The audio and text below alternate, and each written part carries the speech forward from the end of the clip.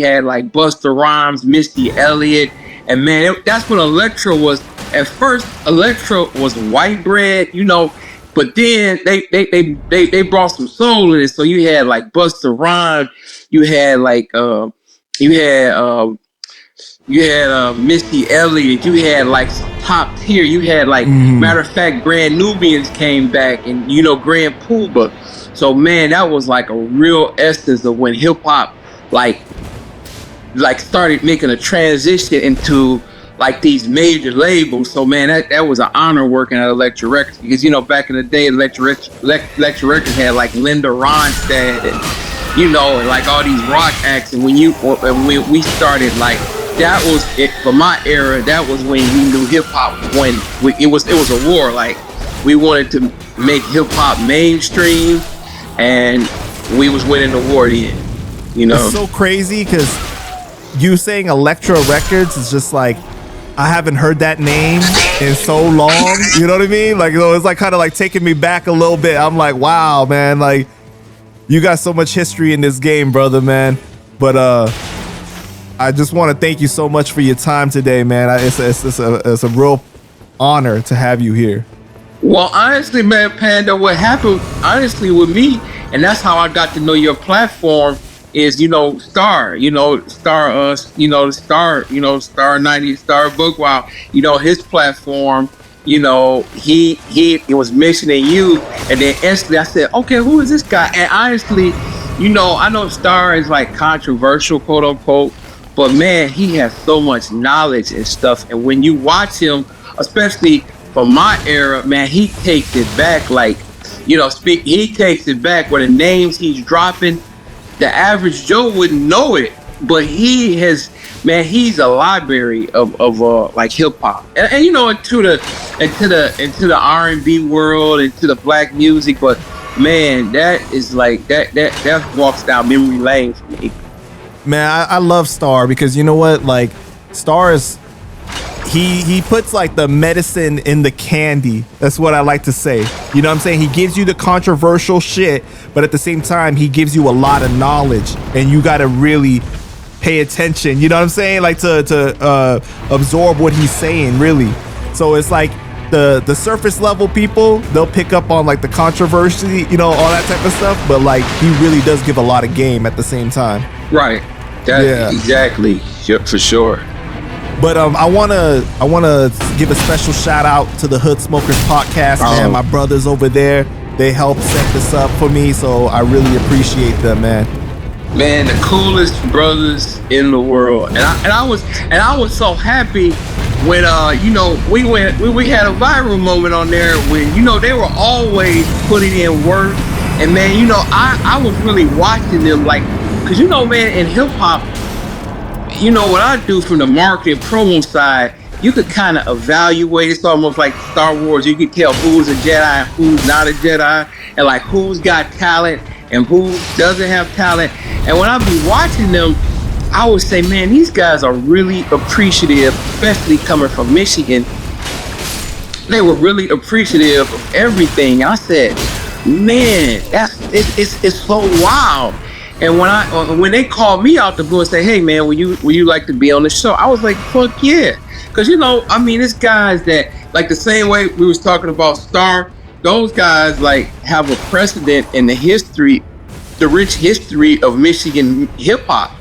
And they bring on people that you think you forgot about. I don't forget about it because I'm one of the, I don't want to say elders, but I'm one of the, I'm one of the guys that's been here. I never left Michigan. I've had job offers in New York and LA from major labels, but I always loved it here. This is like, Michigan has always been the essence of me. So I've always kept here. Even when I was managing D12 for 4 years, we kept our office right in the hood, and and I just always loved this area. And then when you watch like years, because I've been in the game for 3 decades, and when you watch like hoodcasters, they are like, they really like bring back the memories of that stuff, man. You know what I mean? They have a great appreciation for hip hop. Oh man, it's no matter how big the accomplishments, it don't matter. You know how sometimes people will just shout out big names just because, you know, like, but like people like like it don't matter, like, you know, like to the, like you made a impact in the hip hop game to them or something like that. It means something to them to even vocalize it and say the person's name. And that's how you really know, you know what I'm saying? Like, that's actually partly why I built my platform, was to give a platform to those that don't make it to Drink Champs or like these larger platforms, right? Like, but it doesn't mean that their story is not good or not important. They just don't have the look. They don't get the looks that, you know, other people do.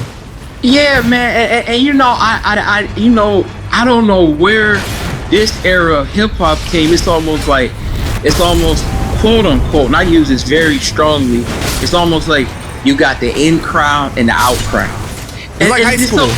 Yeah, and it's so fucked up because, you know, man, it's so, you know, hip hop, and this is where I believe this 100%. I think hip hop has no color, it has no texture, it has no age. I mean, it's like, man, hip hop is when we going to get something to eat, and the way we order food, that's hip hop. Because I mean, it's like hip hop is a culture. And when you really acknowledge that, man, even the way we pay bills, the way we talk to girls, or, you know, we take care of our women, it's all a hip hop culture. So yeah, it's the music, it's just one stream of it, but man, it's such. And so when you have like platforms like yours and different things acknowledging hip hop, because really, you know, your page, I mean, your platform is acknowledging hip hop culture. Right. You know, so it's in every fabric of your being. Exactly. Yes. That's just how it is, man. But I really want to start at the beginning. So you're originally from Highland Park, which is a city. They describe it as a city within a city, right? Yeah. Or simple and plain. You know, it's like, imagine a donut, right? And imagine the donut as Detroit. And inside, you've got, in the donut hole, pause, you've got this city called Highland Park. And Highland Park, it was like, man, we created like one of the first factories, the first freeway. It was like a testing ground for the automotive industry. Mm-hmm. So, you know, like the Model T, I mean, the old Ford big plant was there. You know, like our first, you know, the first really freeway, American freeway was in Highland Park, because, you know, it was testing cars, so it was like a testing area. So they had it in the middle of Michigan, I mean in the middle of Detroit. So we come from there, and, you know, of course, you know, gentrification left us, and it was like a hard city. So when you know, when most Detroiters say, yeah, I'm from Detroit, but when you say Highland Park, that's almost like, in all due respect, I love the Bronx, I stayed in the Bronx. That's almost like we're like the Bronx of Detroit. Wow. We're like bad cousin. You know, cause man, I've been coming to, and this is wild. I'm only 22 years old, so I don't know how I'm saying this, but I was coming to New York in the early 90s. And I remember, man, I mean, the first time I was in New York was in 92. And man, I remember everybody was like, oh, New York. And you know, you had the, you know, Manhattan, you had the peep shows, the strip.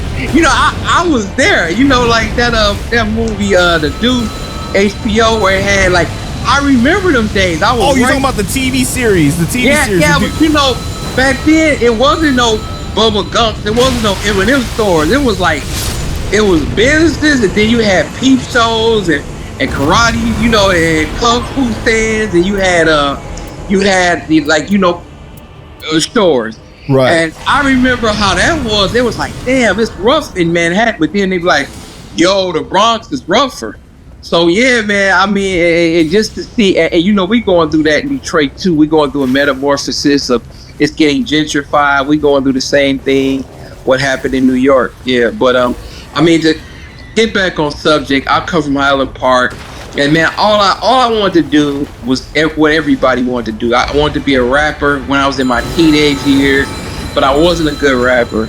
And then but when I would like go to magazine stores, because I graduated from comic books, and then I started reading, you know, right on the source, like music magazines, because I wanted to be a quote unquote rapper.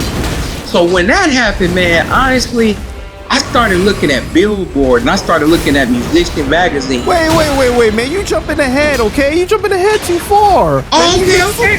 Slow it down a little bit, all right? Okay, we're gonna slow it down. Yeah. So you know, you growing up in Highland Park, right? Did you grow up with any siblings? Yes, I had a 2-parent home, and I had, my dad was older than my mom, and so I had 2 brothers and 4 sisters I grew up with. But mind you, it was, my mom came to the table with some kids, and my dad came to the table with some kids. So we were like a gumbo. So I was the last. I was the baby of the family. Oh wow. But yeah. So when they got together, they had me and my sister. But we all like consider brothers and sisters. But technically speaking, I have 4 sisters and 2 brothers. So what did your parents do for work? Well, my mom, she worked for the state of Michigan for over 30 years. She worked in the secretary department. She would like train secretaries, and she worked in the child and family services. And that's really, basically like, they had like now they got the referee parents, and you gotta like, the kids that's like orphans, and she was in that section of the state of Michigan, but she was in the secretariat. She would like organize, because there was a lot of typing going on, because it was like, for kids and and parents, and dealing with all of this, when these parents would have to have referees, she would be so she was there for 30 years. A lot of paperwork. My dad, now this is crazy, and this is crazy, I'm only 22 and I say this. My dad was a World War II veteran, and he fought in Germany, and when he got out of the war, he moved up here. My dad was from Alabama. And when he got out of the war, when he got out of World War II, everybody was migrating. A lot of black people was migrating to Michigan, for better jobs, because, the South sucked in them days. That was the Jim Crow era. And so he came up here, and my dad, he owned a gas station honestly near Motown. My dad was a hustler, not like sold narcotics, but he was just a grinder. He made up. He took care of all of us, and he owned houses. He owned, like I said, he owned the gas station. So he was an entrepreneur per se, businessman. Yeah, but my mom, she only had one job in her life, and that was working for the state of Michigan. And so that was I came from a pretty middle class, area. Like I said, Highland Park.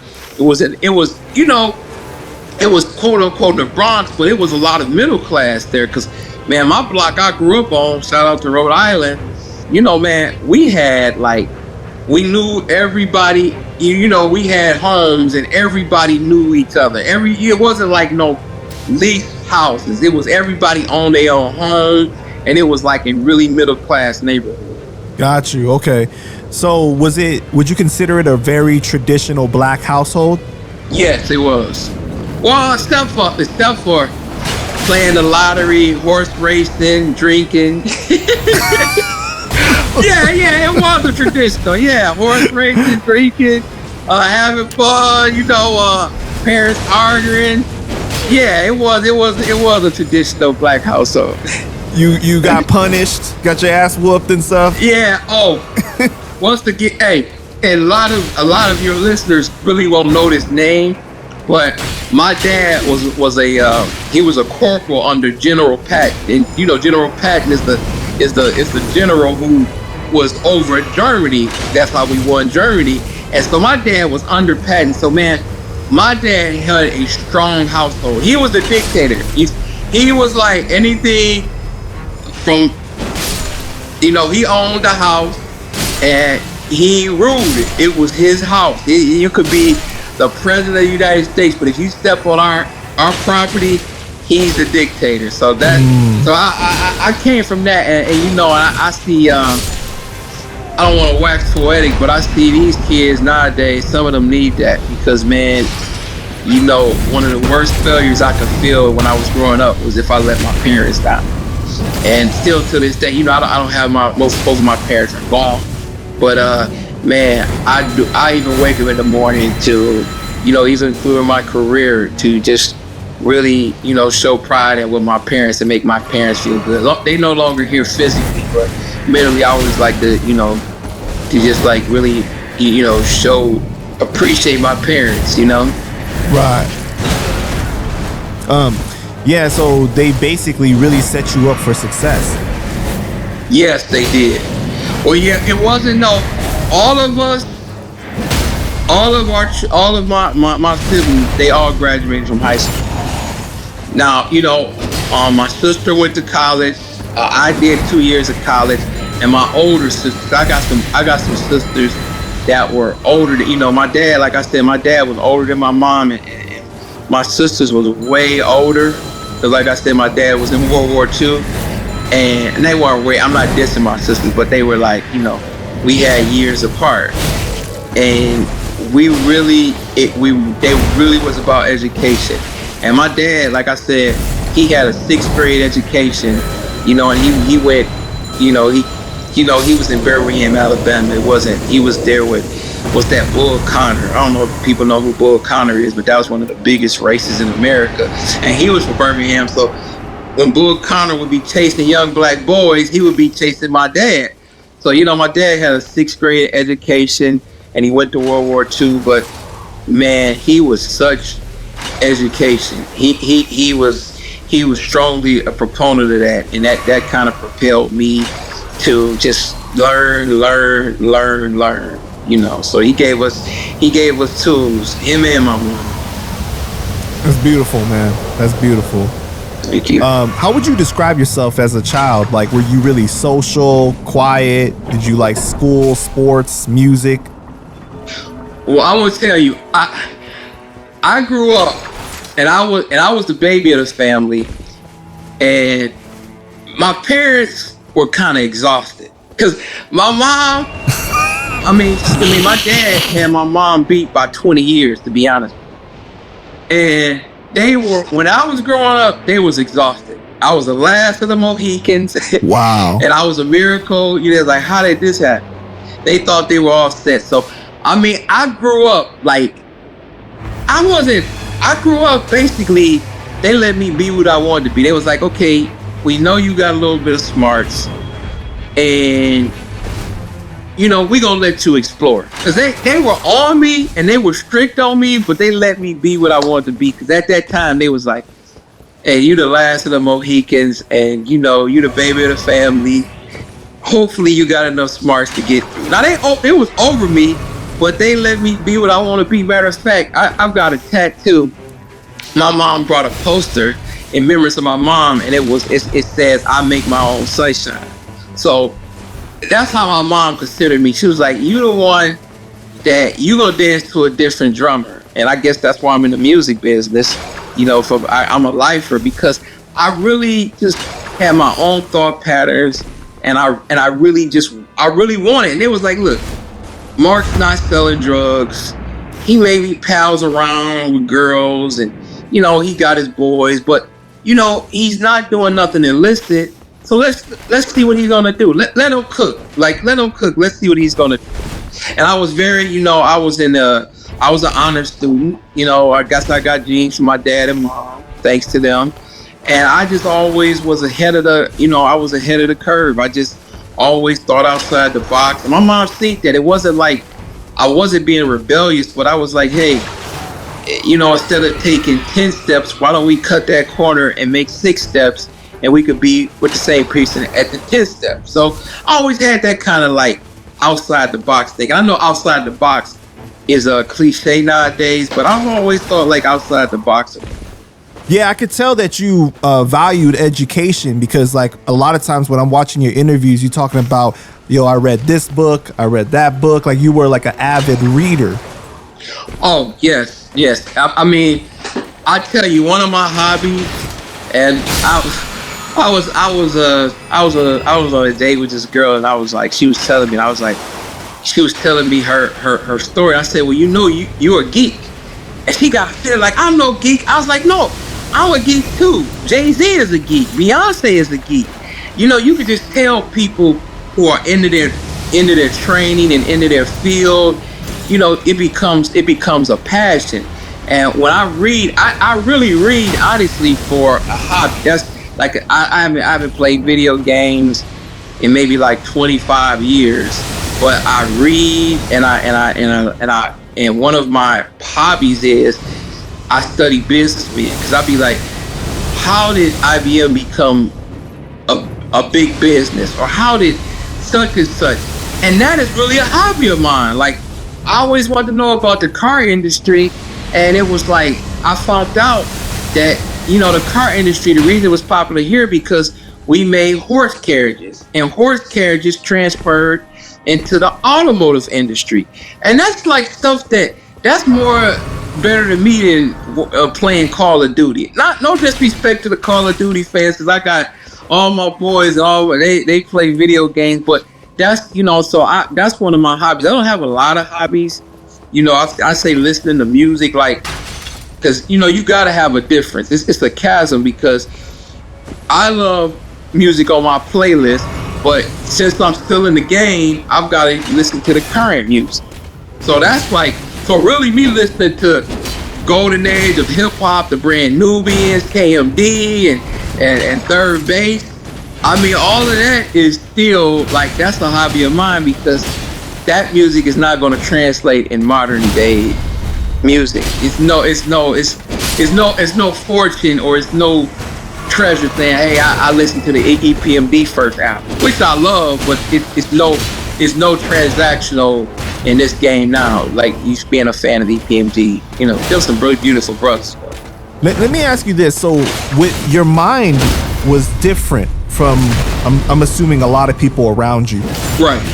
How did that translate to your experience growing up and forming relationships with other people? That's a great question. I'll tell you this, and once again, I'm a self-described geek, and I got beat, not literally, but mentally. He was like, man, where is he coming from? You know, where is he? You know, and I literally, when I knew I couldn't be a rapper, I wasn't good enough to be a rapper, you know, and then I said, well, you know what, I'm gonna get on the music business side. You know, then I started reading Billboard, and that was very odd for a 17-year-old kid buying a $5 Billboard magazine book. And you know, I mean, you have a very intelligent fan base, but you know, Billboard magazine is, you know, they basically govern the charts and the who's number one, number two. And so I really started reading Billboard a lot. And I'm talking about, I was 17 or 18. I was like, you know, I want to make this shot into the music business. So a lot of my friends and schoolmates, they really didn't understand where I was coming from, because I was doing interviews, like I said, you know, this is deep, man. I was interviewing like Chuck D from Public Enemy, Digital Underground, and I did this for my school newspaper, and it was a message to the madness, because I wanted to not just get them a demo. I was doing interviews for my school newspaper because I wanted to be in the industry. So I'm thinking, you know, my mentor was, hey, if I'm interviewing, you know, Public Enemy, Digital Underground, if I'm interviewing them, I will start getting a grasp of the music business, because you got to be inside of the game. You know, right. Putting yourself in the right environment, basically. Yes. And so I started really doing that, man. I fell in love. I became inoculated to the game. It was like I was like, it's nothing else I wanted to do. I had some ideas of, maybe I could be I know it's gonna sound crazy, maybe I could be a detective, because I always like, you know, police shows. I mean, but no, it was, I really thought that I didn't really want to say police, but I like the detective shows growing up, and you know, I was like the higher status. Yeah, because of the intellectual side of it. I'm assuming you're looking at it from the intellectual side, right? Because they have to solve the harder cases. They have to examine the scene in a different way. You know, it's not like the grunt work.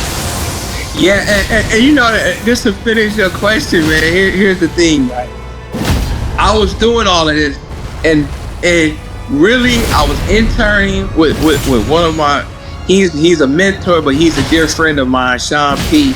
And he was like, the godfather of rap promotions in the beginning. He was like what do they call, the alpha of, like I'm talking about 89, 90. He started his company and I followed suit. I started interning for him.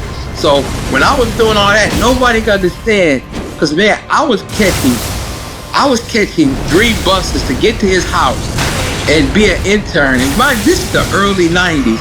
I was catching buses. And everybody like, Mark, why are you catching buses? 3 different buses.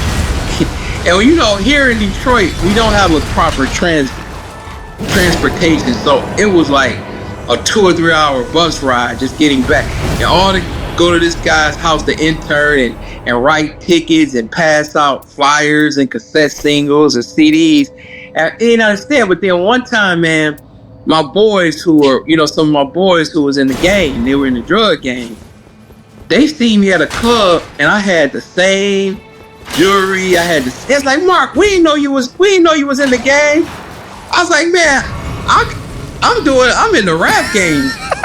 I swear, man, it was like they were tripping because we were in the same element of club, and they seen me and they was like, oh, that was the aha moment. They was like, oh, that's why you was catching buses and at 7 at night and coming home. And so, man, it was a quick success. I had, and to God be the glory, I kind of rocketed, like, with my company. Cause when I stopped interning and I got the blessing from my guy Sean P, like he's my mentor and he had the biggest promo company.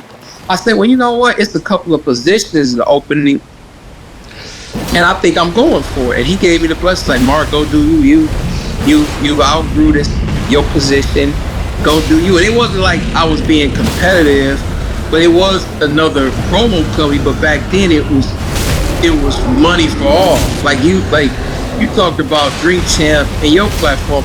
You guys can coexist because there's so many great stories. Everybody can eat.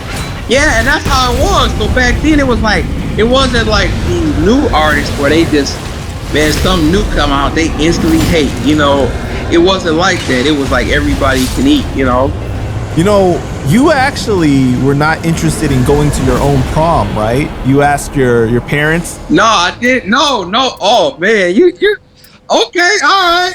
You asked your own parents to pay for music school for you instead. Yes, that's exactly what happened. What happened, man? Because honestly, I wasn't no Romeo, but I already had, like, I was dating and going out to movies, and I'm like, this prom's stuck. Mark, we know you as a fortune teller. You saw all that ass coming up on the Eminem tour in the future, okay? I cannot tell a lie. No. Yeah, but and so I'm like, why would I spend all this money? Because my like I said, I'm the baby of the family, and my brothers and sisters, man, my parents rolled it out for them when they was prom time, the limos, the dress, everything. And I said, yo, you guys are gonna do that for me, right? And it was like, yeah. And what happened, it was a roving school. It was called, and most of your, and I have to remember, I'm older than a lot of, your people. Wait, I thought you was only 22 years old, man. Yeah, only 22. Yeah, you're right. No, so it was this thing called Musicians Magazine, right? But they had an offshoot where they did a music industry school. So they would roll around on the weekend. They would pick certain cities, and you had to spend like $500, and they taught you the music industry. They taught you the music industry business and the game. And I told my mom and dad, I was like, look, why don't y'all just spend that $500 on me going to musicians business school? And they was like, what? I was like, yeah, I'm still going to college, because this is during prime time, my senior year. So they were like, so you don't nothing from the prom. You don't want to go to the prom. We're gonna spend $500 for this musician business school. I said, yeah. And they did it. And I didn't go to the prom, but that gave me so much knowledge, because here I was 18 when I graduated, but I was sitting in it was like old. I was probably one of the youngest people in the class. but I was learning the game. I was learning about, you was ahead of the curve though, because Yeah, you knew exactly what you wanted to do already. Exactly, and it was so powerful because I'm going learning about publishing and all that. And mind you, you didn't have YouTube, and you didn't have all these smart ass Instagram. We'll get to that. We didn't have all these Instagram motherfucking experts trying to tell you. It was none of that. What? No, it but wasn't see,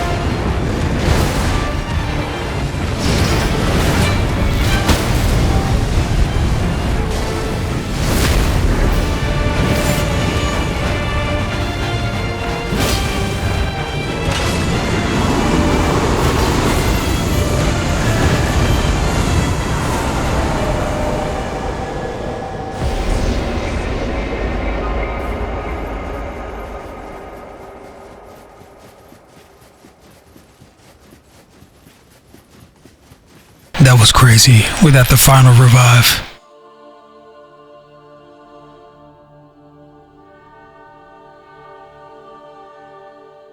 Get that final revive from the Shrouded City, from this place, from Astel. That fight solo was crazy, but fun. Alright, good night, folks.